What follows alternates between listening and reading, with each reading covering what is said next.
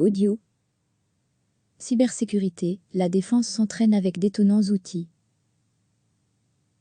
Un exercice grandeur nature pour les militaires belges a eu lieu ce vendredi matin à Érezé, en province de Luxembourg.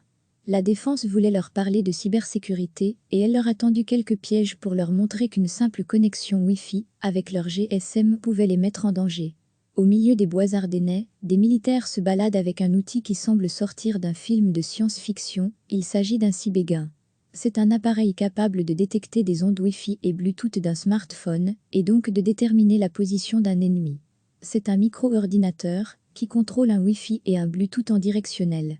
On a récupéré, à l'insu des personnes, des adresses de leur téléphone, on les a injectées dans l'ordinateur et l'ordinateur va chercher à détecter ces GSM-là.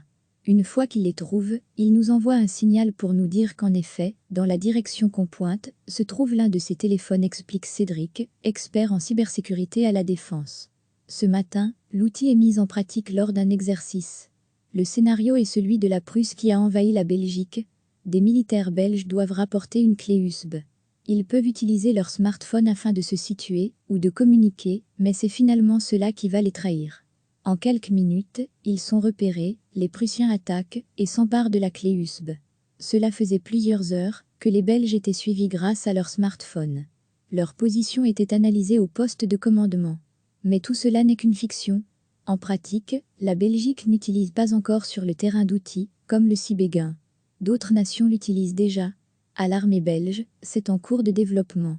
On est en train d'expérimenter, c'était le but de cet exercice, c'est de commencer à expérimenter l'utilisation de menaces et de techniques ciblées dans le cadre d'opérations. On voulait sensibiliser les militaires pour qu'ils se rendent compte que l'utilisation de technologies personnelles peut amener à ce genre de risque, explique le sous-lieutenant Pierre, expert en cybercriminalité à la Défense. L'opération a eu un impact sur les militaires. Ils n'ont compris qu'assez tard la menace que représentait leur téléphone. Peu à peu, on s'est demandé s'il ne fallait pas couper des applications sur notre téléphone. La zone est énorme, ils n'auraient jamais pu nous trouver si on n'avait pas un traceur sur nous.